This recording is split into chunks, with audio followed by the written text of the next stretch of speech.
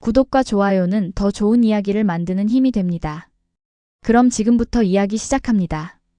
이 아이를 키우겠다고? 너 하나 죽는 걸로 안 끝나? 마름 덕배가 명례댁의 멱살을 잡고 소리쳤습니다. 간밤에 쏟아진 폭우로 마을 앞 강둑이 무너진 지 하루째 되는 아침이었습니다. 흙탕물은 아직도 마당 한쪽까지 차올라 있었고 사람들은 저마다 떠내려간 세간을 찾느라 넋이 나가 있었지요. 명례댁의 품에는 갓난아이 하나가 안겨 있었습니다. 아이는 울지도 않고 그저 눈만 껌뻑였습니다. 강보자락은 반쯤 찢겨 있었고 그 위에는 낯선 문장이 금실로 곱게 수놓여 있었습니다. 어디서 굴러온 핏줄인 줄 알고 거두려는 게요. 대감댁 땅에서 밥을 얻어먹는 주제에 덕배가 명례댁의 팔을 거칠게 흔들었습니다. 그때였습니다. 5살 배기 바우가 덕배의 바짓가랑을 붙들고 나섰습니다. 이 아이는 우리 애기야요. 어머니가 강에서 건져냈어요. 바우의 목소리는 작았지만 또렷했습니다. 덕배는 코웃음을 치며 아이를 노려보았습니다. 그 눈초리의 오른쪽 눈썹 위 흉터가 유독 도드라져 보였지요. 하루 전 밤으로 거슬러 올라가야 이 일의 시작을 알 수 있습니다. 폭우가 사흘 밤낮을 퍼붓던 그날 마을 위쪽 둑이 굉음을 내며 무너져 내렸습니다. 물살은 순식간에 논밭과 초가를 집어삼켰습니다. 그 물살 한가운데 한 사내가 갓난아이를 품에 안고 필사적으로 헤엄치고 있었습니다. 사내의 이름은 제왕이었습니다. 몰락해가는 사대부 가문이 마지막 핏줄이었지요. 아가, 아비가 미안하구나. 제왕은 딸의 얼굴을 마지막으로 바라보며 중얼거렸습니다. 그러고는 남색 두루마기를 벗어 아이를 감쌌습니다. 두루마기 안쪽에는 대대로 내려오던 가문의 문장이 새겨진 비단 조각이 덧대어 있었습니다. 제왕은 그 조각을 강보자락에 서둘러 묶었습니다. 사람한 다오. 그것으로 족하다. 제왕의 오른 손목에는 붉은 반점 2개가 나란히 박혀 있었습니다. 그 표식은 아이의 목덜미에도 똑같이 새겨져 있었지요. 제왕은 마지막 힘을 다해 아이를 물살 위 나무 판자에 올려 밀어냈습니다. 그리고 그 자신은 소용돌이 속으로 사라졌습니다. 누가 이런 밤이 오리라 짐작이나 했겠습니까? 명례댁은 그날 새벽 나루터에서 물을 깃다가 판자 위에 얹힌 강보를 발견했습니다. 처음에는 인형인 줄로만 알았습니다. 그런데 강보 속에서 가느다란 숨소리가 들려왔습니다. 세상에 살아있었구나. 명례댁은 아이를 품에 안고 한참을 떨었습니다. 마을에는 이미 대감댁 사람이 물에 휩쓸렸다는 소문이 돌고 있었지만 그 대감댁이 정확히 어느 집안인지는 아무도 알지 못했습니다. 제왕의 가문은 이미 오래전 몰락해 이 고을의 연고가 거의 남아있지 않았기 때문이지요. 그때 마침 물가로 나온 이웃 사람들이 명례댁의 품에 안긴 아이를 보고 놀라 다가왔습니다. 아니, 그것이 무엇인가? 아이가 아닌가? 강물에 떠내려온 아이라니 이 무슨 변고인가? 이웃들이 저마다 놀라 한마디씩 보탰습니다. 명례댁은 순간 가슴이 철렁했지만 애써 담담한 얼굴을 지었습니다. 불쌍한 것, 부모를 잃은 모양이니 내가 거두어야겠소. 자네 혼자 아이를 키우기가 쉽지 않을 터인데 괜찮겠는가? 하늘이 살려보낸 목숨을 어찌 외면하겠소. 내 힘 닿는 데까지 키워보겠소. 명례댁의 단호한 말에 이웃들도 더는 말리지 못하고 고개를 끄덕였습니다. 그날 아침 마을 곳곳에서는 무너진 2개 잔해를 치우고 떠내려간 세간을 찾는 손길이 분주했습니다.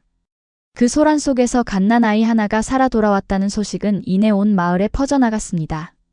명례댁의 가슴이 유독 떨렸던 데에는 이유가 있었습니다. 젊은 시절 그녀는 어느 사대부 댁 노비로 살며 큰 은혜를 입은 적이 있었습니다. 그 은혜를 갚을 길이 없어 마음 한구석이 늘 무거웠습니다. 강보의 문장을 본 순간 명례댁은 무언가 짚히는 데가 있었지만 차마 입 밖에 내지 못했습니다. 이 아이 이름을 새침이라 부르겠네. 명례댁이 나지막이 말했습니다. 바우는 그 옆에서 신기한 듯 아이의 손가락을 만지작거렸습니다. 아이는 그제야 처음으로 작게 웃었습니다. 그런데 이 소식은 곧 마름 덕배의 귀에도 들어갔습니다. 덕배는 대감댁의 둑 보수를 맡아온 관리인이었습니다. 사실 그 둑이 무너진 데에는 남모를 사정이 있었습니다. 보수 비용의 절반가량이 이미 오래전 덕배의 손을 거쳐 사라진 뒤였던 것입니다. 둑이야 하늘이 무너뜨린 것을 낸들 어쩌겠소. 덕배는 사람들 앞에서 태연히 말했지만 속으로는 식은땀을 흘리고 있었습니다. 낯선 아이가 하나 나타나 이러쿵저러쿵 말이 오가는 것 자체가 그에게는 달갑지 않은 일이었습니다. 행여 그 아이의 출처가 밝혀져 대감댁 쪽에서 사람이라도 보낸다면 둑 부실 공사의 진실이 함께 드러날 수도 있었으니까요. 그 아이 함부로 거두지 마시오. 나중에 무슨 화를 부를 줄 알고. 덕배는 그렇게 으름장을 놓고 돌아섰습니다.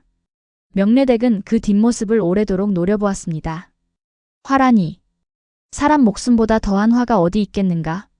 명례댁의 목소리는 낮았지만 단호했습니다. 그녀는 강보를 다시 여미며 아이를 품 깊숙이 안았습니다.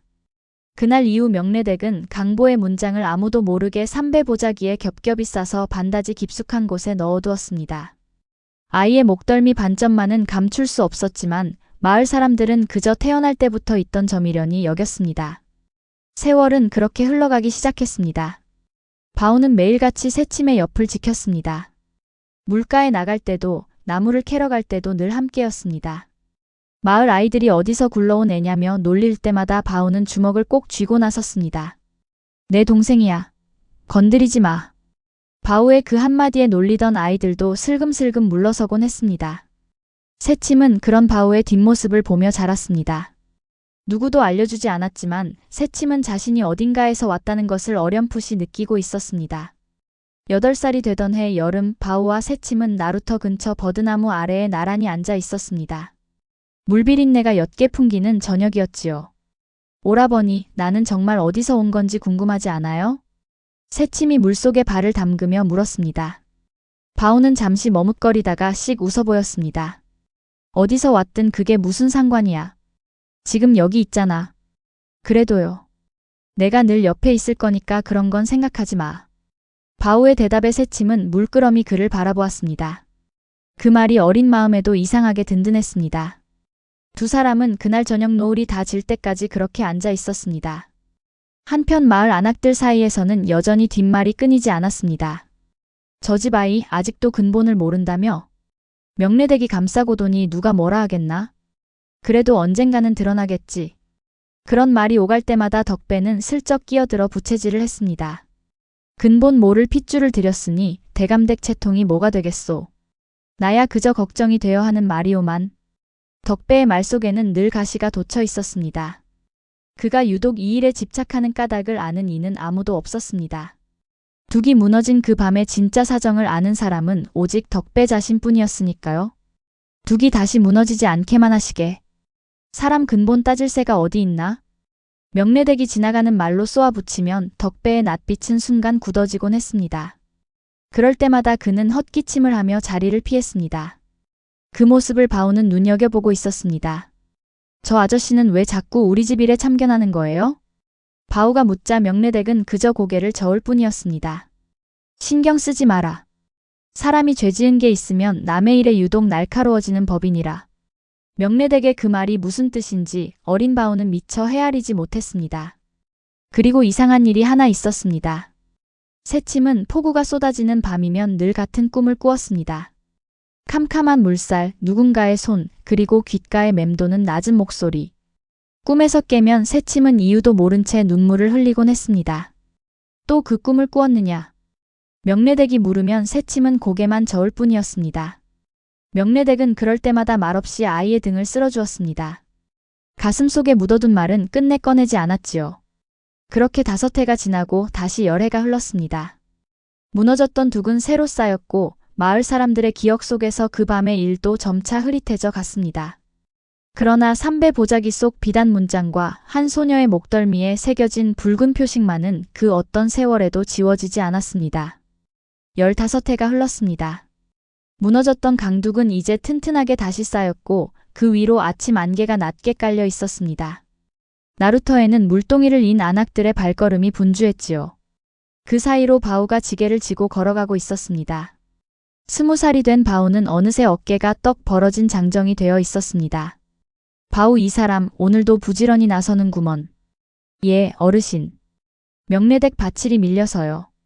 바오는 짧게 답하고는 고개를 숙여 인사했습니다. 그의 목소리는 예나 지금이나 담담했습니다. 그런데 그 담담함 뒤에는 늘 한 가지 걱정이 자리하고 있었지요. 바로 새침이었습니다. 새침은 이제 15, 댕기머리를 곱게 따은 처녀가 되어 있었습니다. 갸름한 얼굴에 짙은 쌍꺼풀이 도드라졌고 목덜미의 붉은 반점은 옷깃 사이로 살짝 가려져 있었지요. 마을에서는 그녀의 자수 솜씨를 두고 말이 많았습니다. 저 처자 손끝은 참으로 예사롭지 않지. 누구한테 배운 것도 아닌데 말이야. 그러게 말일세. 문양 하나하나가 꼭 어디서 본 듯한 것이. 안악들의 수군거림에는 늘 묘한 여운이 섞여 있었습니다. 새침은 그런 말을 들을 때마다 손끝이 저릿해지곤 했습니다. 자신도 설명할 수 없는 문양들이 손끝에서 절로 흘러나왔기 때문입니다. 어머니, 저는 왜 이런 문양이 자꾸 눈에 아른거릴까요? 새침이 명례댁에게 물으면 명례댁은 늘 같은 대답을 내놓았습니다. 손재주가 좋으면 그런 법이니라. 너무 마음에 담아두지 말거라. 명례댁의 목소리에는 이제 세월의 그늘이 짙게 배어 있었습니다. 55이 된 그녀는 예전보다 부쩍 말수가 줄었습니다. 특히 강보 이야기가 나올 것 같으면 서둘러 말을 돌리곤 했지요. 그해 단오날 마을 어기 느티나무 아래에서는 해마다 열리는 잔치가 벌어졌습니다. 안악들은 창포물에 머리를 감고 총각들은 씨름판을 벌였습니다. 새침도 곱게 차려입고 그네터로 나섰습니다. 오라버니, 저 좀 밀어주세요.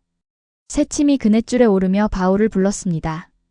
바우는 못 이기는 척 다가가 그네를 힘껏 밀었습니다. 너무 높이는 말고요. 걱정 말거라. 내가 있는데 무슨 일이 있겠느냐. 그네가 하늘 높이 솟구칠 때마다 새침의 웃음소리가 마을 어귀에 퍼졌습니다. 그 모습을 지켜보던 마을 총각 몇이 슬그머니 다가와 말을 붙였습니다. 새침 낭자, 그 자수 솜씨로 부채 하나만 놓아주면 안 되겠소? 저도 하나 부탁하오. 값은 후이 쳐드리리다. 새침이 곤란한 듯 웃으며 답했습니다. 부채는 무슨. 재줄할 것도 없는걸요. 어허, 겸손히 지나치시오. 지난번 대감댁에 놓았다는 봉황 문양 이야기가 온 마을에 자자한데. 총각들의 성화에 새침이 난처해하자 바우가 슬쩍 끼어들었습니다. 오늘은 그만들 하시오. 새침이도 잔칫날은 좀 쉬어야 하지 않겠소. 바우의 말투에는 은근한 날이 서 있었습니다. 총각들은 그런 바우를 보며 짓궂게 웃었습니다. 바우 이 사람 보게. 벌써부터 단속이 심하구먼. 누가 뭘하나. 그저 걱정이 되어 그러는 게지. 마을 사람들의 놀림에 바우의 귓불이 붉어졌습니다. 새침은 그런 바우를 보며 배시시 웃었습니다. 씨름판에서는 마침 우락부락한 장정 하나가 연신 상대를 넘어뜨리며 기세를 올리고 있었습니다. 이번엔 누가 나서 저자를 이겨보겠는가? 사람들의 성화에 못 이겨 바우가 결국 씨름판에 나섰습니다. 새침은 손을 모으고 걱정스레 지켜보았습니다. 오라버니, 다치지 마세요. 바우는 몇 차례 위태로운 씨름 끝에 마침내 상대를 매다쳐 넘어뜨렸습니다. 마당에서 환호가 터져나왔습니다. 장하다, 바우. 올해 장원은 자네로구먼. 바우가 상으로 받은 무명 한 피를 새침에게 내밀었습니다. 이건 내게 주마. 저를요? 오라버니가 애써 딴 상인데. 네가 좋아할 것 같아서. 새침은 그 무명을 받아들고 얼굴이 발그레해졌습니다. 잔치가 끝나갈 무렵 마을의 늙은 무당 할멈이 지나가다 새침의 손을 우연히 잡아보고는 고개를 갸웃했습니다. 이 손금이며 손끝 모양이 참으로 귀한 집안 자식의 것인데 낭자는 필시 예사 근본이 아닐 것이야. 할멈도 참 농이 지나치십니다. 새침은 웃어넘겼지만 그 말은 이상하게 마음 한구석에 오래도록 남았습니다. 명례댁도 그 말을 곁에서 듣고는 낯빛이 살짝 흔들렸지만 이내 아무렇지 않은 척 새침의 손을 끌어 자리를 옮겼습니다. 저 늙은이 말은 신경 쓰지 말거라. 원래 저리 아무 말이나 하는 양반이니라. 명례댁의 목소리에는 미세한 떨림이 섞여 있었습니다. 그날 저녁 잔치를 마치고 돌아오는 길에 바우와 새침은 나란히 걸으며 노을을 바라보았습니다. 오라버니, 오늘 정말 즐거웠어요. 그래. 나도 그렇다. 이런 날이 계속되었으면 좋겠어요. 새침의 말에 바우는 잠시 말없이 하늘을 올려다보았습니다. 그럴 것이다. 내가 그리 만들어줄 것이니. 두 사람의 그림자가 노을 속에서 길게 늘어졌습니다. 그러나 그 평화로운 나날도 그리 오래가지는 못했습니다. 그러던 어느 날 대감댁 마름덕배가 명례댁에 초가를 찾아왔습니다. 덕배는 이제 45, 관록이부터 예전보다 더 위세가 등등해져 있었습니다. 명례댁 오랜만이요. 그간 잘 지내셨소? 무슨 일로 얘까지 오셨습니까? 명례댁의 목소리에는 경계가 서려 있었습니다. 덕배는 짐짓 웃음을 지어 보였습니다. 다른 게 아니라 댁의 새침이 말이오. 이제 어엿한 처자가 되었더구먼. 내 알기로 아직 혼처도 정하지 않았다지. 그게 마름 어른과 무슨 상관이십니까? 상관이 왜 없겠소. 내가 그 아이를 눈여겨본 지 오래요. 근본이야 어찌 되었든 내가 거두면 밥 걱정 물 걱정은 없을 것이오. 덕배의 말 속에는 은근한 위협이 섞여 있었습니다. 명례댁의 낯빛이 순식간에 굳었습니다. 그 아이는 이미 정한 사람이 있습니다. 정한 사람이라니? 천민머슴 놈 말이오? 덕배가 코웃음을 치며 되물었습니다. 그 순간 마당에 들어서던 바우가 걸음을 멈췄습니다. 제가 그 사람입니다. 바우의 목소리는 낮았지만 흔들림이 없었습니다. 덕배는 바우를 위아래로 훑어보더니 피식 웃었습니다. 머슴 주제에 겁도 없구나. 내깟 놈이 감히 대감댁 사람과 겨루겠다는 게냐. 저는 겨루려는 게 아닙니다. 다만 새치미의 마음을 존중할 뿐입니다. 바우는 한 걸음도 물러서지 않았습니다. 덕배의 눈초리가 매섭게 번뜩였습니다. 그의 오른쪽 눈썹 위 흉터가 유독 붉게 도드라져 보였지요. 두고 보자꾸나. 근본도 모르는 계집 하나 때문에 이 마을에서 큰 소리치는 꼴은 오래가지 못할 것이다. 덕배는 그렇게 쏘아붙이고는 자리를 떴습니다. 그 뒷모습을 보며 명례댁은 낮은 한숨을 내쉬었습니다. 저 사람이 유독 저리 집착하는 데는 필시 곡절이 있을 것이야. 명례댁이 혼잣말처럼 중얼거렸습니다. 바우는 그 말을 놓치지 않고 물었습니다. 곡절이라니요? 아니다. 그저 사람이 캥기는 게 있으면 목소리부터 커지는 법이라는 뜻이니라. 명례댁은 더 이상 말을 잇지 않았습니다. 덕배가 떠난 뒤 바우는 마당 한쪽에 서서 한참을 말이 없었습니다. 새침이 그 곁으로 다가와 조심스레 물었습니다. 오라버니, 저 사람 말 때문에 마음 상하셨어요? 아니. 그런 말에 흔들릴 내가 아니야. 바우는 애써 담담하게 답했지만 목소리 끝이 미세하게 떨리고 있었습니다. 새침은 그런 그를 물끄러미 바라보다가 손을 내밀어 그의 소매를 살짝 붙잡았습니다. 나는 오라버니 아니면 아무도 필요 없어요.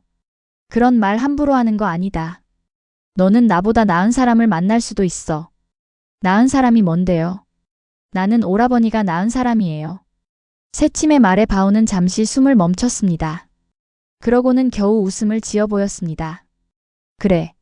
알았다. 대신 그 말 다른 사람 앞에서는 하지 말거라. 괜히 덕배 저자 귀에 들어가면 성가시니. 쳇, 알았어요. 새침이 입을 삐죽이며 돌아섰습니다. 그 모습에 바우는 처음으로 소리내어 웃었습니다. 두 사람의 웃음소리가 마당에 잠시 퍼졌다가 이내 잦아들었습니다. 그날 저녁 덕배는 대감댁 사랑채에 들어 대감을 배웠습니다. 이 고을을 관장하는 대감은 나이가 지긋한 인물로 마을의 크고 작은 혼사에도 곧잘 관여하곤 했습니다.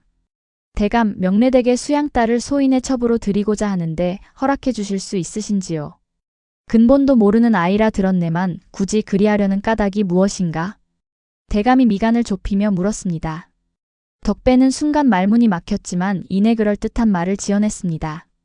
그 아이가 자수솜씨가 남달라 대감댁 안살림에 요긴하게 쓰일 듯하여 그러합니다. 그렇다면 한번 데려와 보게. 내 직접 보고 판단하지. 대감의 허락 아닌 허락에 덕배의 입가에는 회심의 미소가 번졌습니다. 이제 명분은 그럴듯하게 갖추어진 셈이었지요. 그러나 그 명분 뒤에 숨은 진짜 속셈은 오직 덕배 자신만이 알고 있었습니다. 그날 밤 새침은 다시 그 꿈을 꾸었습니다. 캄캄한 물살과 낮은 목소리, 그리고 누군가의 손이 자신을 밀어내는 감각이었습니다. 아비가 미안하구나. 꿈속에서 들려온 그 한마디에 새침은 쏘스라치며 눈을 떴습니다.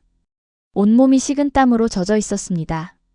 방문 밖에서는 폭우가 다시 쏟아지고 있었습니다. 또 그 밤인가? 새침은 떨리는 손으로 자신의 목덜미를 어루만졌습니다. 무엇 때문인지는 몰라도 그 꿈만 꾸면 가슴이 미어지도록 서글퍼졌습니다. 새침은 그 서글픔의 정체를 아직 알지 못했습니다. 이튿날 아침 명례댁은 반다지 앞에 오래도록 앉아 있었습니다. 그 안 깊숙한 곳에는 삼배 보자기에 겹겹이 쌓인 비단 조각이 여전히 잠들어 있었습니다. 명례댁은 그것을 꺼내볼까 망설이다가 결국 다시 반다지 문을 닫았습니다. 때가 되면 알게 될 것이야. 아직은 아니다. 명례댁의 중얼거림은 아무에게도 닿지 못한 채 방 안에 흩어졌습니다. 그러나 그때는 그녀가 생각한 것보다 훨씬 빨리 다가오고 있었습니다. 덕배의 흉계가 이미 조용히 움직이기 시작했기 때문입니다. 사흘 뒤 대감댁에서 사람이 나왔습니다. 대감댁 하인이 명례댁의 초가 마당에 서서 목청을 높였습니다. 명례댁, 대감마님께서 그 댁 처자를 한번 뵙고자 하시니 내일 아침 대감댁으로 들라 하셨소. 우리 새치미를요? 명례댁의 얼굴이 순식간에 하얗게 질렸습니다. 하인은 별일 아니라는 듯 어깨를 으쓱했습니다. 자수솜씨가 좋다는 소문이 있어 안살림에 쓰시려는 게지요. 나야 자세한 사정은 모르오. 하인이 돌아간 뒤 명례댁은 한참을 마루에 주저앉아 있었습니다. 새침이 그 곁으로 다가와 손을 잡았습니다.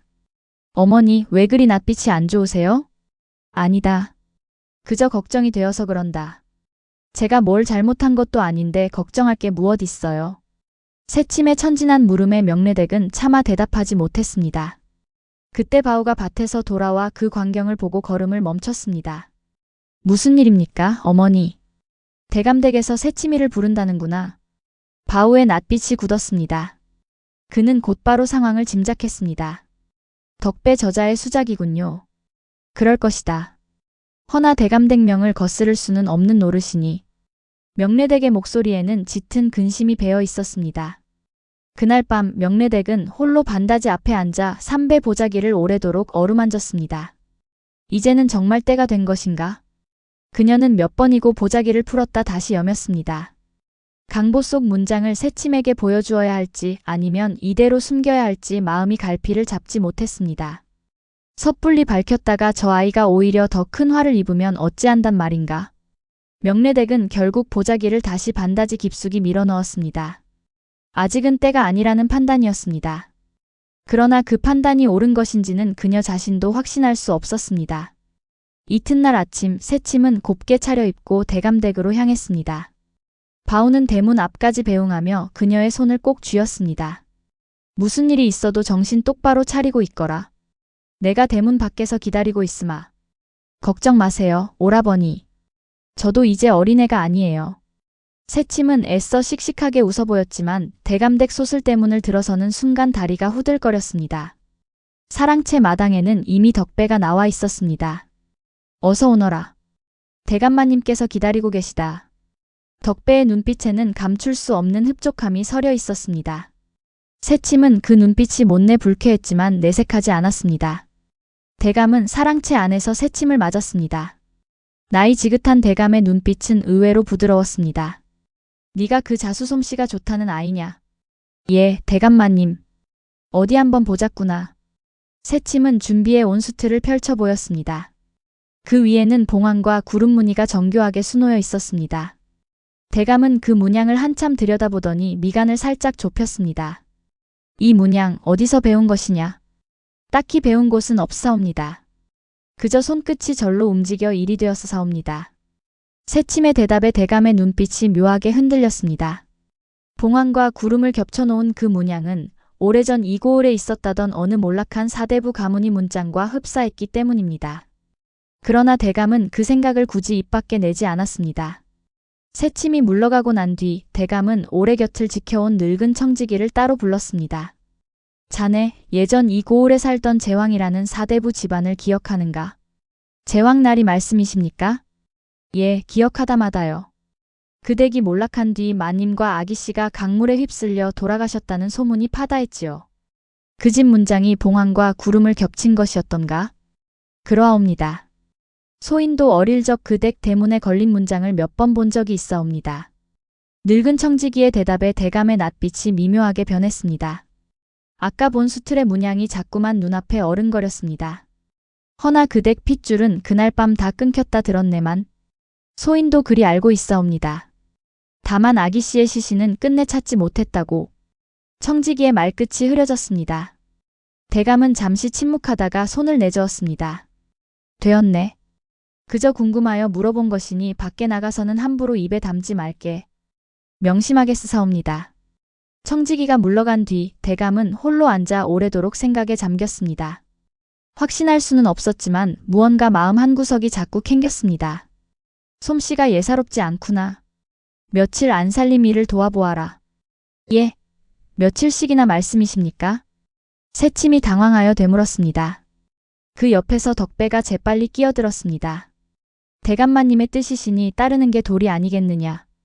덕배의 목소리에는 조급함이 묻어 있었습니다. 그는 이 기회에 새침을 대감댁에 붙잡아두고 서서히 자신의 뜻대로 일을 몰아가려는 속셈이었습니다. 대감마님, 소녀는 집에 홀어머니와 오라비가 있어 오래 자리를 비우기 어렵사옵니다. 새침은 조심스럽지만 분명하게 뜻을 밝혔습니다. 대감은 잠시 새침을 바라보다가 고개를 끄덕였습니다. 그래, 알겠다. 오늘은 이만 돌아가되 사나흘에 한 번씩은 들르도록 하여라. 성은이 만극하옵니다. 새침은 안도의 한숨을 몰래 내쉬며 물러났습니다. 그러나 마당을 나서던 중 덕배가 그녀의 앞을 가로막았습니다. 오늘은 대감마님 덕에 넘어갔다만 다음에는 그리 쉽지 않을 것이다. 무슨 뜻이신지요? 두고 보면 알 것이다. 내 근본이 무엇인지 내 언젠가는 밝혀내고 말 것이야. 덕배의 눈빛에는 서늘한 집착이 어려 있었습니다. 새침은 등골이 서늘해지는 것을 느끼며 서둘러 걸음을 옮겼습니다. 대문 밖에는 바우가 초조한 얼굴로 기다리고 있었습니다. 괜찮으냐? 예, 오라버니. 그런데 새침은 덕배가 남긴 말을 전할까 말까 망설였습니다. 결국 그녀는 고개를 저으며 억지로 웃어 보였습니다. 아무 일도 없었어요. 그만 집으로 가요. 바우는 새침의 낯빛에서 무언가 숨기고 있음을 눈치챘지만 굳이 캐묻지 않았습니다. 두 사람은 말없이 나란히 걸어 집으로 향했습니다. 돌아오는 길 방앗간 앞에서 마을 안악들이 모여 방아를 찢으며 이야기를 나누고 있었습니다. 저기 새침이 아니요? 대감댁에는 무슨 일로 다녀오는 게요? 자수솜씨 때문이라던데. 대감마님께서 친히 부르셨다지. 그것 참 신기한 일이로군. 근본도 모르는 아이를 대감마님이 친히 보자 하시다니. 안악들의 시선이 일제히 새침에게 쏠렸습니다. 새침은 애써 태어난 척 고개를 숙여 인사하고 지나쳤지만 등 뒤로 쏟아지는 눈길이 따갑게 느껴졌습니다. 오라버니, 사람들이 자꾸 저를 이상하게 보는 것 같아요. 새침이 나지막이 말했습니다. 바우는 걸음을 늦추며 그녀의 곁으로 다가섰습니다. 신경 쓰지 말거라. 사람들 말이란 원래 바람 같은 것이다. 오늘 불다가도 내일이면 다른 데로 향하기 마련이지. 그래도 저 때문에 오라버니까지 이상한 소리를 듣는 게 싫어요. 나는 아무렇지도 않다. 오히려 네가 힘든 게 더 마음이 쓰이는구나.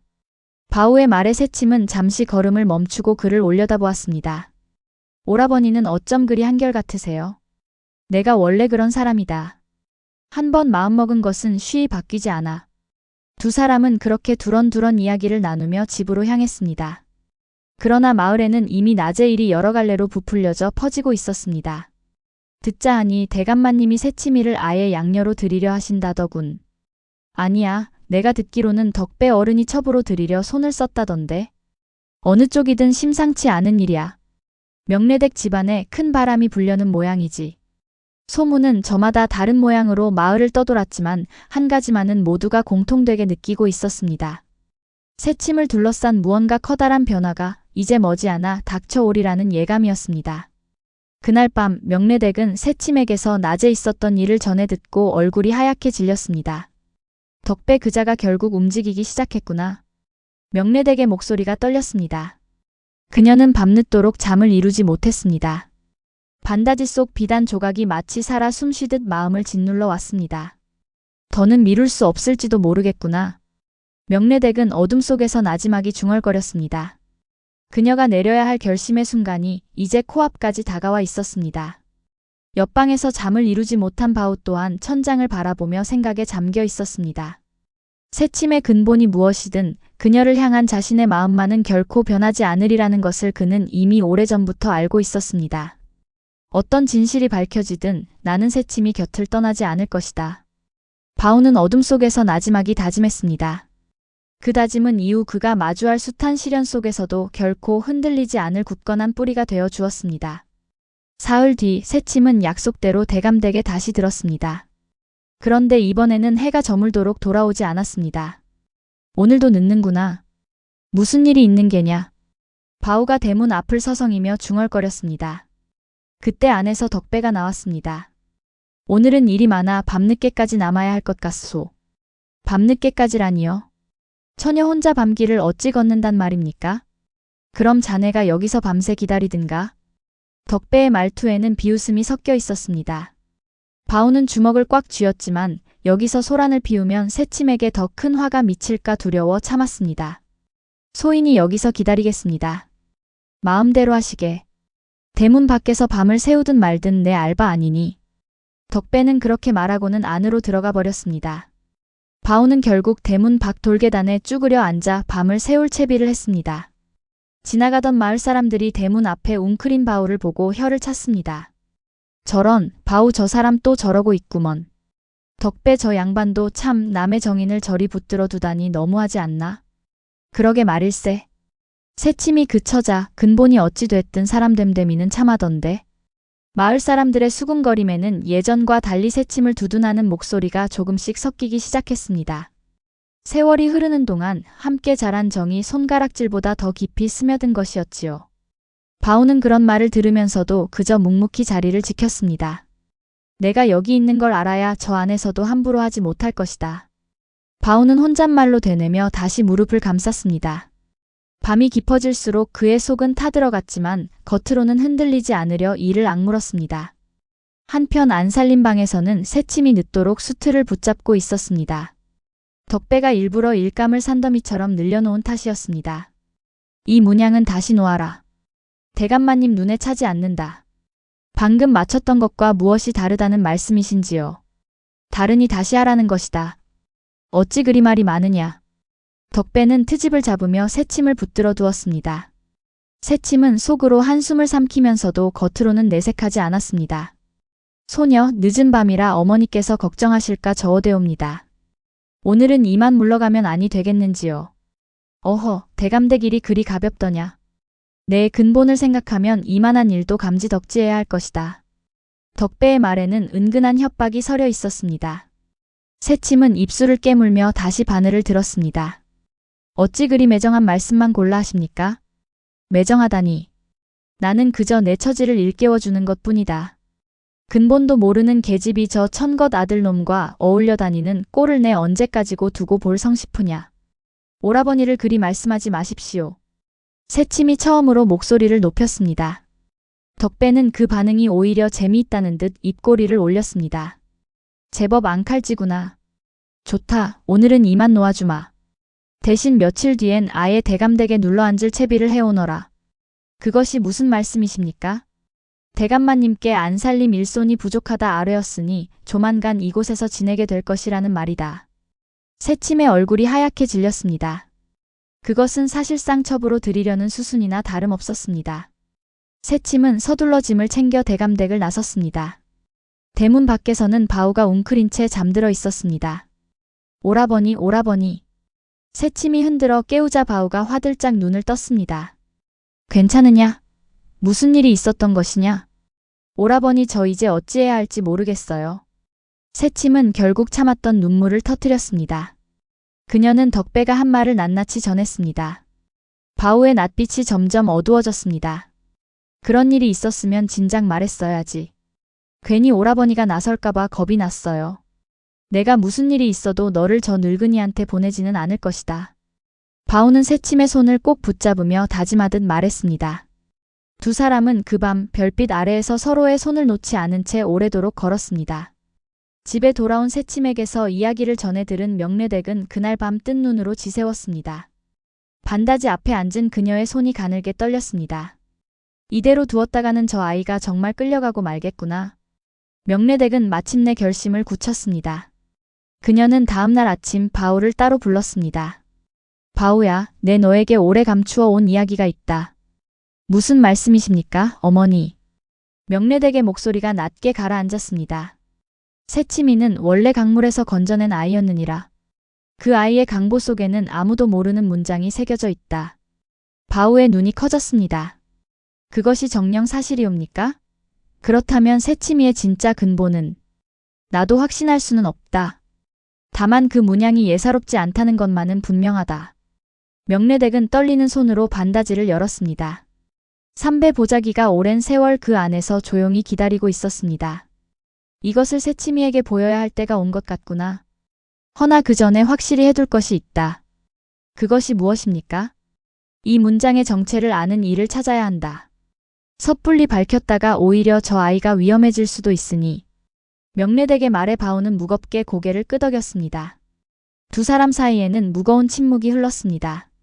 제가 그 문양을 아는 이를 수소문해 보겠습니다. 장에도 나가보고 인근 절에도 물어보겠습니다. 바오가 자리에서 일어서며 말했습니다. 명례댁은 그런 바오를 바라보며 고개를 끄덕였습니다.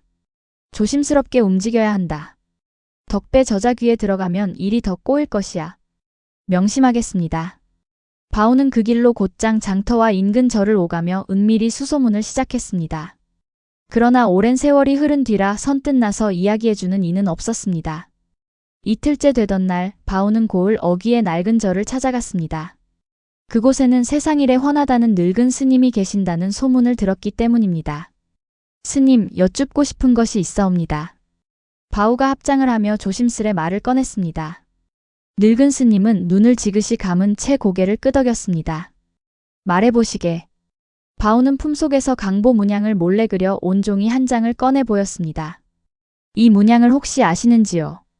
봉황과 구름이 겹쳐진 모양이온데. 스님은 종이를 받아들고 한참을 들여다보았습니다. 그 눈빛이 조금씩 흔들리는 것을 바오는 놓치지 않았습니다. 이것은 어디서 본 것인가? 소인이 마음에 담아둔 사람이 있사온데 그 사람의 물건에 새겨진 것이옵니다. 스님은 깊은 한숨을 내쉬었습니다. 오래전 이 고을에 제왕이라는 사대부가 있었네. 학식이 높고 성품이 고든 이였지. 그 집안 문장이 바로 이러하였다네. 제왕이라 하셨습니까? 그 집안은 지금 어찌 되었는지요? 큰 물이 나던 밤에 온 가족이 화를 입었다고 들었네. 나도 그 뒤로는 소식을 알지 못하네만. 스님은 말끝을 흐리며 바오를 지그시 바라보았습니다. 자네가 마음에 담아둔 사람이라 함이 혹여 그 집안과 관련이 있는 것인가? 소인도 아직은 확신할 수 없사옵니다. 다만 짚히는 바가 있어 이리 여쭙는 것이옵니다. 만약 그렇다면 함부로 입 밖에 내지 말게. 그 옛날에도 그 집안을 둘러싸고 좋지 않은 소문이 돌았던 것으로 기억하네. 둑이 무너진 것이 온전히 하늘의 뜻만은 아니었다는 말도 있었지. 스님의 그 한마디가 바오의 가슴에 깊이 박혔습니다. 그것이 무슨 말씀이신지요? 나도 자세히는 알지 못하네. 다만 당시 둑 보수를 맡았던 이가 누구였는지 한번 알아볼 필요는 있을 것이야. 바오는 절을 나서며 마음이 복잡해졌습니다. 새침의 근본을 찾는 일이 어쩌면 마을의 오래된 비밀까지 함께 들추어내는 일이 될지도 모른다는 예감이 들었기 때문입니다. 둑 보수를 맡았던 이라면 바오의 머릿속에 문득 한 사람의 얼굴이 스쳐 지나갔습니다. 다름 아닌 덕배였습니다. 그러나 아직은 심증뿐 확신할 수 있는 것은 아무것도 없었습니다. 섣불리 말할 수 없다. 좀 더 확실한 것을 찾아야 해. 바오는 그렇게 다짐하며 다시 마을로 발걸음을 옮겼습니다. 마당 밖에서는 아침 안개가 서서히 걷히고 있었습니다. 그리고 그 안개 너머 마을 어귀에는 낯선 노파 하나가 지팡이를 짚고 천천히 걸어오고 있었습니다. 노파의 허리춤에는 오래되어 색이 바랜 놀이개 하나가 매달려 있었는데 그 위에도 봉황과 구름이 겹쳐진 문양이 희미하게 새겨져 있었습니다. 낯선 노파는 지팡이에 몸을 의지한 채 마을 어귀를 천천히 돌아보고 있었습니다. 그녀의 눈빛은 흐릿했지만 무언가를 애타게 찾는 듯 마을 곳곳을 살폈습니다. 이보시오. 혹시 이 근방에서 15해 전 큰 물이 났을 때 강에서 건져 올린 아이가 있다는 이야기를 들어본 적 있으시오? 노파가 지나가는 안악에게 물었습니다. 안악은 고개를 갸웃거리다 손가락으로 한쪽을 가리켰습니다. 글쎄요. 그런 아이라면 저 아래 명례댁 댁에 있는 처자가 아닐는지요. 노파의 눈빛이 순간 흔들렸습니다. 그때 마침 장터에서 사람들에게 이것저것 묻고 다니던 바오가 그 말을 듣고 다가왔습니다. 할머님, 방금 하신 말씀이 사실이십니까? 강에서 건져 올린 아이를 찾고 계신 것입니까? 그렇다네. 자네는 누구신가? 소인은 바오라 합니다. 그 아이와 함께 자란 사람입니다. 노파의 얼굴에 순식간에 만감이 교차했습니다. 그녀는 떨리는 손으로 바오의 팔을 붙잡았습니다. 그 아이를 좀 볼 수 있겠는가? 부디 나를 그 아이에게 데려다 주게. 바오는 어딘가 심상치 않은 예감에 노파를 명례댁의 초가로 안내했습니다. 마당에 들어선 노파는 마루에 앉아있던 새침을 보는 순간 그 자리에 우뚝 멈춰 섰습니다. 아, 아기씨. 노파의 입에서 저도 모르게 새어나온 말이었습니다. 명례댁이 그 소리를 듣고 방에서 황급히 나왔습니다. 뉘신데 그런 말씀을 하십니까? 소인은 예전 제왕나리댁에서 아기씨를 돌보던 유모이옵니다. 큰 물이 나던 그 밤 나리께서 아기씨를 강보에 싸 물살에 밀어보내셨다는 이야기만 전해 듣고 그 후로 15년을 이 근방을 헤매고 다녀사옵니다. 유모의 목소리는 눈물로 젖어 있었습니다. 명례댁의 낯빛이 하얗게 질렸습니다. 그렇다면 그 아기씨의 목덜미에 붉은 반점 2개가 나란히 있었을 것이옵니다. 제왕나리께서도 손목에 똑같은 표식을 지니고 계셨지요. 유모의 말에 명례댁은 더 이상 망설이지 않았습니다. 그녀는 방으로 뛰어들어가 반다지 깊숙이 숨겨두었던 삼배 보자기를 꺼내왔습니다. 이것을 좀 보아주십시오. 명례댁이 떨리는 손으로 보자기를 풀었습니다. 그 안에서 빛바랜 비단 조각이 드러났습니다. 봉황과 구름이 겹쳐진 문양이 금실로 곱게 수놓여 있었습니다. 유모는 그것을 보자마자 무릎을 꿇고 오열했습니다. 이것이옵니다. 제왕나리댁의 문장이 틀림없사옵니다. 세상에. 명례댁도 그 자리에 주저앉아 눈물을 흘렸습니다. 새침은 영문을 몰라 그저 두 사람을 번갈아 바라볼 뿐이었습니다. 어머니, 이게 대체 무슨 말씀이세요? 새침의 목소리가 가늘게 떨렸습니다. 명례댁은 눈물을 닦으며 새침의 손을 꼭 잡았습니다. 새침아, 이제는 말해야 할 것 같구나. 너는 본디강에서 건져낸 아이였느니라. 그 강보 속에 이 문양이 함께 있었다. 제가 강에서요? 새침의 머릿속에 그동안 꾸어왔던 그 꿈이 스쳐 지나갔습니다. 캄캄한 물살, 자신을 밀어내던 손, 그리고 귓가에 맴돌던 낮은 목소리. 아비가 미안하구나. 새침은 저도 모르게 그 말을 입 밖으로 따라 읊조렸습니다. 유모가 그 말을 듣고 다시 한번 눈물을 쏟았습니다.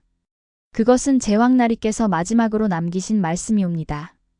아기씨께서 어찌 그 말을 알고 계신단 말씀이옵니까? 저는 그 밤을 꿈으로 계속 꾸어왔사옵니다. 그것이 정녕 진짜 기억이었단 말씀이십니까? 새침의 목소리가 떨렸습니다. 유모는 새침의 목덜미를 조심스레 살피더니 다시 한번 눈물을 쏟았습니다.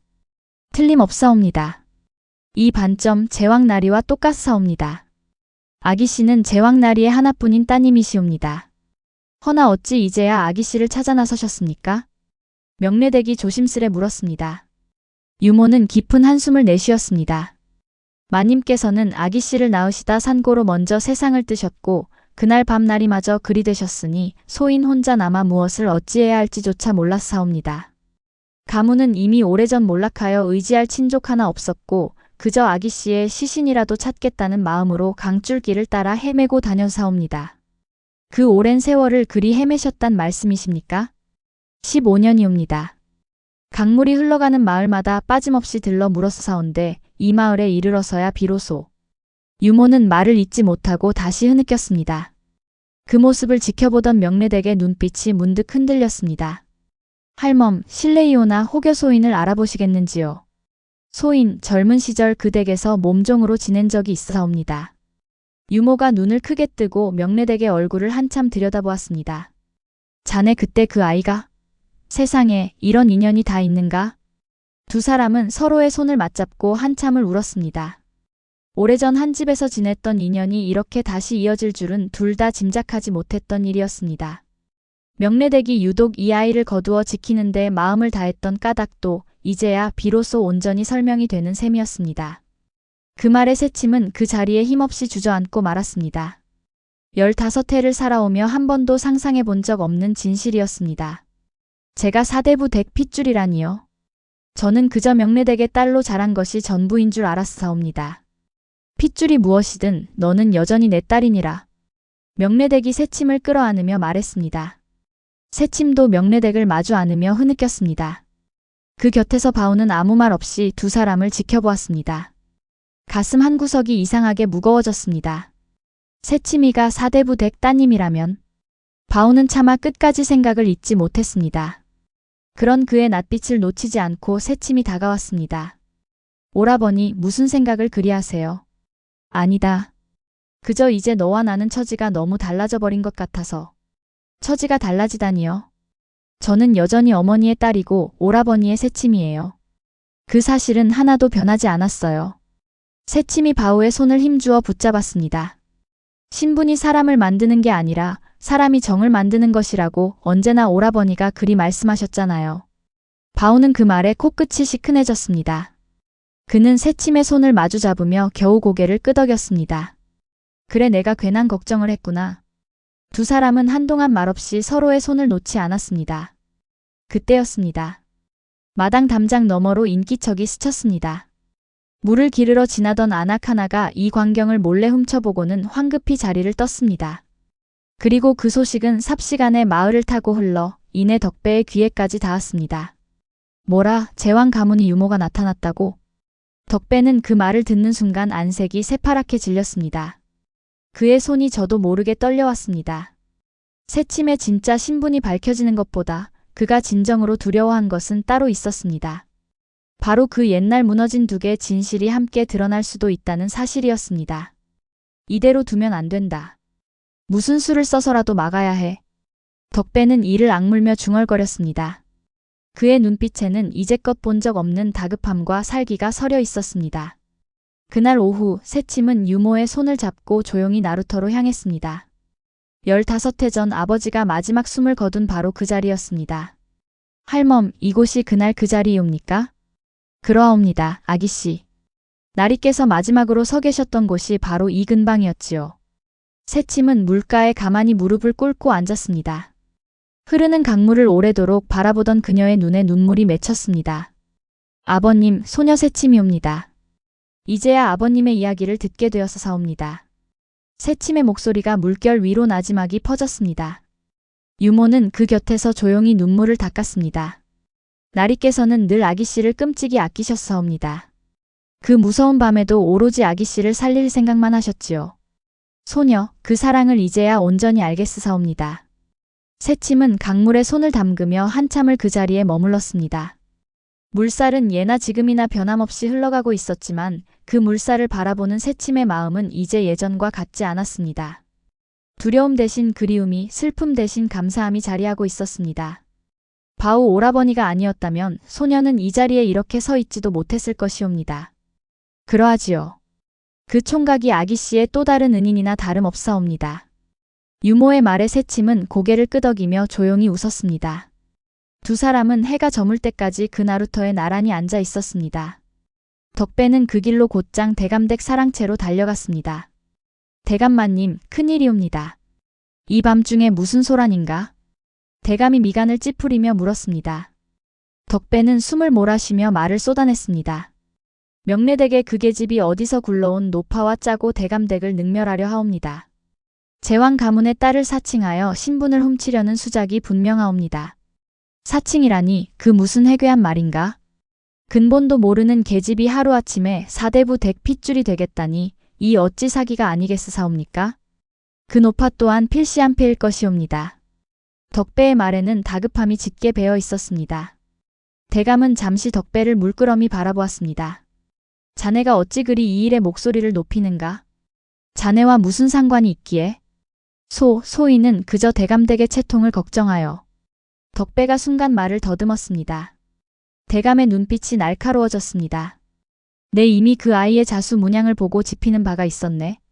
사기라 단정 짓기 전에 먼저 사실을 가려보아야 할 것이야. 대감마님, 부디 신중히 판단하시옵소서. 저런 것들은 그럴듯한 말로 사람을 홀리는 재주가 비상하옵니다. 덕배는 물러서지 않고 계속해서 대감을 설득하려 들었습니다. 그러나 대감은 이미 마음을 굳힌 듯 했습니다. 내일 이 마을 어른들을 모두 불러 모으게. 유모라는 그 노파의 말을 직접 듣고 문장과 표식을 대조해 공정히 가릴 것이야. 대감마님. 덕배의 낯빛이 새파랗게 질렸습니다. 공개적인 자리가 열린다면 그가 숨겨온 둑부실 공사의 진실 또한 언제 어떻게 튀어나올지 알 수 없는 노릇이었습니다. 대감댁을 나선 덕배는 어두운 밤길을 걸으며 이를 갈았습니다. 이대로 두었다가는 나까지 끝장이다. 그는 걸음을 재촉해 마을 뒷골목의 한 오두막을 찾아갔습니다. 그곳에는 덕배가 오래전부터 부리던 험상궂은 산에 둘이 살고 있었습니다.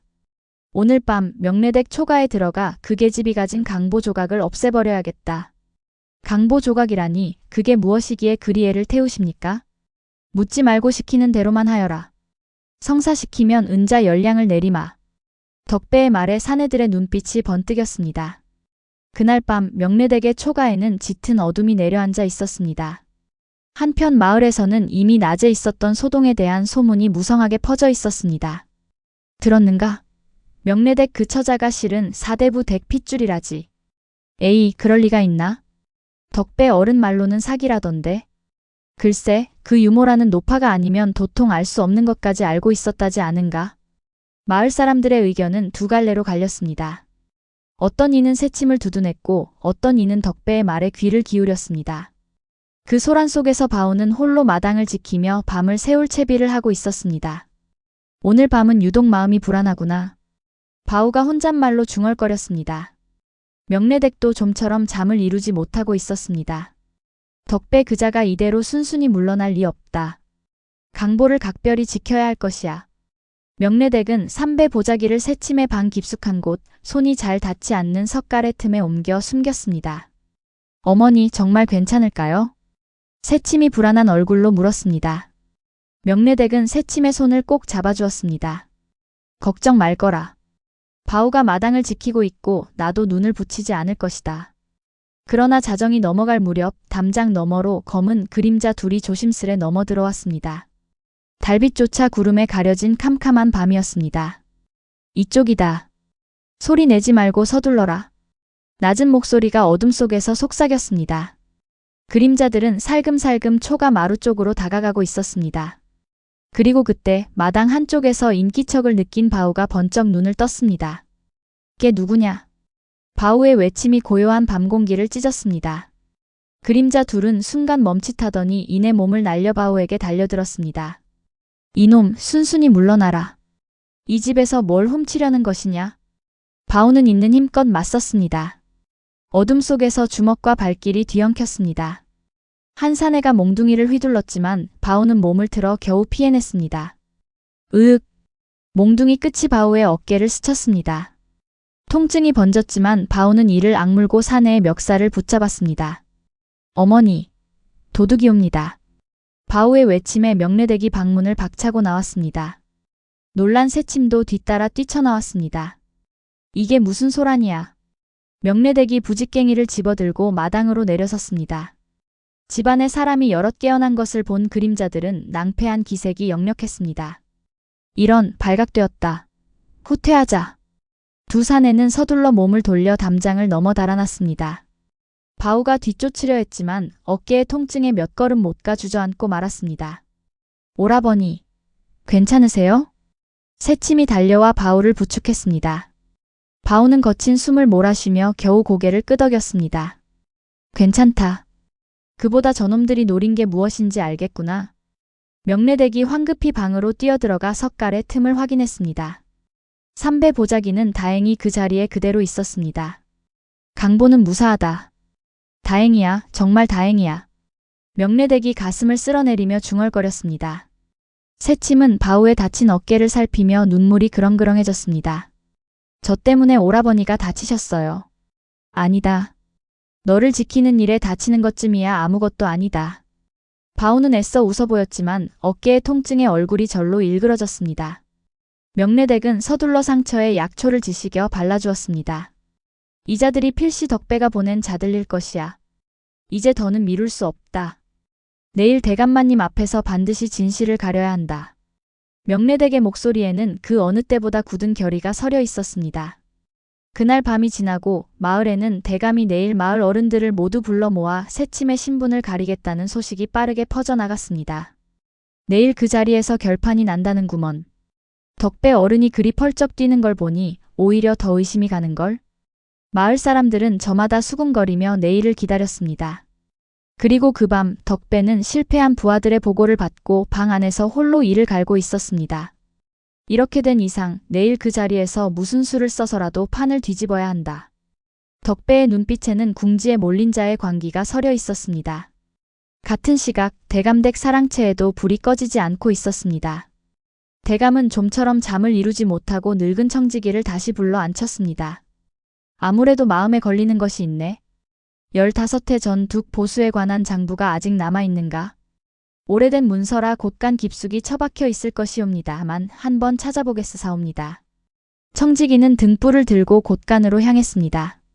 한참 만에 그는 먼지 쌓인 장부 몇 권을 안고 돌아왔습니다. 대감마님, 여기 있사옵니다. 대감은 장부를 한 장 한 장 넘겨보기 시작했습니다. 둑 보수에 들어간 비용과 실제 쓰인 자재의 양이 하나씩 대조되었습니다. 이상하구나. 여기 적힌 자재의 양과 실제 둑에 들어갔어야 할 양이 맞지 않는다. 소인이 보기에도 그러하옵니다. 이만한 비용이면 둑이 그리 쉽게 무너질 리 없었을 것이온데. 청지기가 조심스레 말을 보탰습니다. 대감의 낯빛이 점점 굳어갔습니다. 이 장부를 마지막으로 관리한 이가 누구인가? 그것이 덕배 어른이옵니다. 청지기의 대답에 대감은 한동안 말이 없었습니다. 그는 장부를 덮으며 무겁게 한숨을 내쉬었습니다. 이 일이 사실이라면 15해 전 그 밤의 참사에도 사람의 손이 닿아 있었다는 뜻이 아니겠는가. 부디 신중히 살펴보셔야 할 것이옵니다. 대감마님. 내일 그 자리에서 이 장부도 함께 내어놓아야겠다. 진실은 언제까지고 감출 수 있는 것이 아니니. 대감은 장부를 소중히 갈무리하며 결연한 눈빛으로 창밖의 어둠을 바라보았습니다. 그 어둠 너머 어딘가에서 내일의 진실을 향한 실타래가 서서히 풀려가고 있었습니다. 밤이 깊어갈수록 마을은 고요했지만 그 고요함 속에서도 저마다의 심장은 내일을 향해 세차게 뛰고 있었습니다. 명례댁의 초가에도 대감댁 사랑채에도 그리고 덕배의 방에도 좀처럼 불이 꺼지지 않았습니다. 이튿날 아침 대감댁 마당에는 마을 어른들이 빠짐없이 모여들었습니다. 대감은 대청마루에 근엄하게 앉아 있었고 그 앞에는 명례댁과 새침, 바우, 그리고 유모가 나란히 섰습니다. 덕배 또한 안절부절 못한 얼굴로 한쪽에 자리했습니다. 오늘 이 자리는 명례댁의 딸 새침이의 근본을 가리기 위함이다. 유모라 자칭하는 이 노인의 말을 먼저 들어보겠다. 대감의 말에 유모가 앞으로 나섰습니다.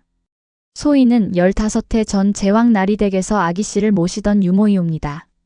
큰 물이 나던 그 밤 나리께서 아기씨를 강보에 싸 물살에 밀어보내셨다는 소식만 전해 듣고 그 후로 15년을 이 강줄길을 따라 헤매고 다녀사옵니다. 그것을 어찌 믿는단 말이오. 덕배가 참지 못하고 소리쳤습니다. 노인 하나의 말만 듣고 어찌 신분을 정한단 말씀이시옵니까? 저것은 필시 짜고 치는 사기극이옵니다. 닥치지 못할까? 대감이 낮게 꾸짖었습니다. 내 이미 그 아이의 자수 문양에서 심상치 않은 것을 보았다. 게다가 신체의 표식이라는 것이 있다 하니 말로만 다툴 것이 아니라 직접 대조해보면 될 일이다. 대감의 명에 따라 유모가 품속에서 오래된 함을 꺼냈습니다. 그 안에는 제왕이 생전 지니던 옷가락지와 그의 손목 표식을 그려둔 낡은 초상화 한 점이 들어 있었습니다. 나리께서는 오른 손목에 붉은 반점 2개가 나란히 있으셨사옵니다. 아기씨의 몸에도 같은 표식이 있을 것이옵니다. 새침이 떨리는 손으로 자신의 목덜미를 드러내 보였습니다. 마을 사람들 사이에서 낮은 탄성이 터져나왔습니다. 참으로 똑같지 않은가? 게다가 저 강보의 놓인 문장을 보게. 대감댁에 걸린 옛 병풍의 문양과도 흡사하이. 명례댁이 3배 보자기를 풀어 비단 조각을 대감 앞에 내놓았습니다. 대감은 그것을 유모가 가져온 초상화 옆에 나란히 놓고 한참을 들여다보았습니다. 문장이 한치의 어긋남도 없이 같구나. 이만하면 의심의 여지가 없다. 새침이 저 아이는 몰락한 사대부 제왕의 하나뿐인 여식이 틀림없다. 대감의 선언에 마당은 술렁였습니다. 덕배의 얼굴은 하얗게 질려갔습니다. 대감마님, 그것이 사실이라 한들 저 여인은 이미 천것들 틈에서 자랐사옵니다. 어찌 사대부의 예로 대할 수 있단 말씀이시옵니까? 덕배는 마지막 발악을 하듯 목소리를 높였습니다. 그때 명례댁이 한 걸음 나섰습니다. 덕배 어른, 그리 신분을 따지시는 분이 어찌하여 어젯밤 사람을 사서 저희 집에 도둑을 들이셨습니까? 마당이 순식간에 조용해졌습니다. 덕배의 낯빛이 급격히 어두워졌습니다. 무슨 그런 억울한 말씀을? 바우가 그 도둑들과 맞서 어깨에 상처를 입었사옵니다. 마을 사람들도 어젯밤 소란을 들으셨을 것이옵니다. 명례댁의 말에 몇몇 마을 사람들이 고개를 끄덕이며 수군거렸습니다. 그러고 보니 어젯밤 명례댁 쪽에서 소란이 있었다고 하더구먼. 덕배 어른이 그리 다급해했던 게 다 이유가 있었구먼 그래. 대감의 눈빛이 싸늘해졌습니다. 덕배, 이실 찍고 하라. 어찌 남의 집에 도둑을 사주하였는가. 덕배는 한동안 말을 잇지 못하고 식은 땀만 흘렸습니다. 그러자 대감이 품속에서 낡은 장부 한 권을 꺼내 마당 한가운데 펼쳐 보였습니다. 어젯밤 청지기와 함께 15회 전둑 보수 장부를 다시 살펴보았다. 이 장부에 적힌 자재의 양과 실제 2개 들어갔어야 할 양이 맞지 않더구나. 이 장부를 마지막으로 관리한 이가 바로 자네였다. 대감의 말에 마당이 술렁였습니다. 덕배의 다리가 후들거리기 시작했습니다. 그것은 이미 예질이온데 어찌 지금 와서. 예질이라 하나 사람의 목숨이 걸린 일이었다. 그 밤 강둑이 무너져 제왕나리 내외가 목숨을 잃었다. 자네가 그 일에 관련이 있다면 결코 가벼이 넘길 수 없는 노릇이야. 대감의 목소리는 그 어느 때보다 무거웠습니다. 덕배는 결국 그 자리에 털썩 주저앉고 말았습니다. 소인이 그 시절 보수 비용의 일부를 사사로이 쓴 것은 사실이옵니다. 허나 둑이 그리 쉽게 무너질 줄은 몰랐사옵니다. 덕배의 자백의 마당은 찬물을 끼얹은 듯 고요해졌습니다. 대감이 무겁게 고개를 끄덕였습니다. 여봐라, 이자를 묶어 관하로 넘겨라. 부실 공사로 인명을 잃게 한 죄, 그리고 남의 집에 도적을 사주한 죄를 낱낱이 물을 것이다. 하인들이 다가와 덕배를 끌고 나갔습니다. 덕배는 마지막까지 발버둥을 쳤지만 그 위세는 이미 바닥에 떨어진 뒤였습니다. 내 어찌 이런 계집 하나 때문에. 덕배의 마지막 넋두리는 아무에게도 닿지 못한 채 마당 밖으로 사라졌습니다. 한바탕 소란이 가라앉은 뒤 대감은 새침을 향해 부드러운 목소리로 말했습니다. 네가 제왕의 여식임이 밝혀졌으니 앞으로는 그에 걸맞은 대우를 받아야 할 것이다. 원한다면 내 마땅한 혼처를 알아봐 주겠다. 마당에 있던 사람들의 시선이 일제히 새침에게 쏠렸습니다. 새침은 잠시 숨을 고르고는 바우의 손을 가만히 잡았습니다. 대감마님의 뜻은 감사하오나 소녀에게는 이미 정한 사람이 있사옵니다. 이 천민 총각 말이냐? 예, 그러하옵니다. 신분이 사람을 만드는 게 아니라 사람이 정을 만드는 것이라고 오랫동안 마음에 새겨왔사옵니다. 소녀는 이 사람과 함께하고 싶사옵니다. 새침의 목소리는 흔들림 없이 또렷했습니다. 마당에 모인 사람들 사이에서 낮은 웅성거림이 일었습니다. 대감은 새침을 한참 바라보다가 이내 흐뭇하게 웃었습니다. 허허, 그 마음이 참으로 갸륵하구나. 근본을 되찾았다 하여 정을 저버리지 않는 것이야말로 참된 사대부의 도리이니라. 좋다, 내 너희 두 사람의 혼례를 손수 주선해 주겠다. 성은이 만극하옵니다. 바우가 그 자리에서 넙죽 엎드려 절을 올렸습니다. 새침도 그 곁에서 눈물을 글썽이며 함께 고개를 숙였습니다. 그동안 손가락질을 일삼던 마을 사람들도 하나둘 부끄러운 낯빛으로 고개를 숙였습니다. 우리가 그동안 너무 몹쓸 말을 많이 했구먼. 그러게 말일세. 저리 착한 처자를 두고 그리 험담을 늘어놓았으니. 며칠 뒤 명례댁의 초가 마당에서는 작은 혼례가 치러졌습니다. 화려하지는 않았지만 마을 사람들 모두가 모여 진심으로 두 사람을 축복해 주었습니다. 혼례상 옆에는 오래전 새침을 놀리던 아이들도 어느새 자라 어른이 되어 자리하고 있었습니다. 그중 한 사람이 쑥스러운 얼굴로 새침에게 다가와 술 한 잔을 올렸습니다. 새침아, 아니 이제 아기씨라 불러야 하나? 어릴 적 내가 너를 놀렸던 것 진심으로 미안하게 생각한다. 이제 와서 그런 말씀을 다 하시고. 저는 진작에 잊었사옵니다. 새침이 웃으며 손사래를 쳤습니다. 그 곁에 있던 대감댁 청지기도 다가와 정중히 고개를 숙였습니다. 소인도 한마디 올리고 싶었사옵니다. 처음 그 문양을 보고도 선뜻 나서지 못했던 것이 못내 마음에 걸렸사옵니다. 어르신 덕분에 대감마님께서 일찍이 마음을 열어주신 것이옵니다. 감사할 따름이지요. 새침의 넉넉한 대답에 마당 안 사람들의 얼굴에도 저마다 안도와 웃음이 번졌습니다. 덕배에게 트집 잡혀 곤욕을 치렀던 마름댁 하인들도 이날만큼은 마음 편히 술잔을 나누었습니다. 새침아, 이제야 내가 마음 편히 웃을 수 있겠구나. 명례댁이 눈물을 훔치며 말했습니다. 유모 또한 그 곁에서 감격에 겨워 흐느꼈습니다. 나리, 마님, 이제야 아기씨께서 좋은 사람을 만나 행복하게 사시는 모습을 보여드릴 수 있게 되었사옵니다. 유모는 하늘을 향해 두 손을 모으며 조용히 읊조렸습니다. 새침은 그 모습을 보며 문득 오래도록 꾸어왔던 그 꿈을 떠올렸습니다. 캄캄한 물살 속에서 자신을 밀어내던 그 손, 그리고 마지막으로 남긴 그 한마디. 아가, 아비가 미안하구나. 새침은 이제 그 말의 의미를 온전히 이해할 수 있었습니다. 그것은 슬픔이 아니라 끝까지 자식을 살리고자 했던 아버지의 마지막 사랑이었습니다. 아버님, 소녀는 이렇게 잘 자랐사옵니다. 그리고 좋은 사람도 만났사옵니다. 새침이 하늘을 향해 나지막이 말했습니다.